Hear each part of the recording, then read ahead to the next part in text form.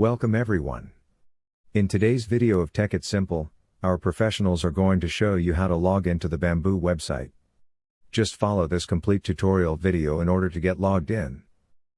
Go to your Google Chrome and search for Bamboo HR Login. Here, you can see many search results.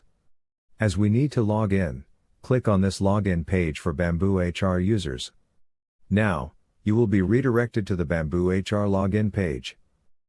Here, you need to enter your company domain. Let's see what's that domain means. That domain is the text just before bam.com. It is your domain?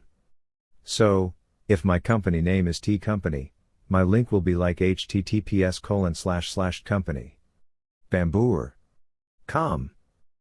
So, just put the T-Company as the company name. You need to enter your company name domain here and simply click on this Continue button, and you are done. You'll be logged into the Bamboo HR website.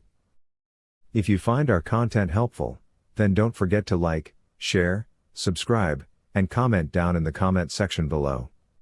Thanks for watching.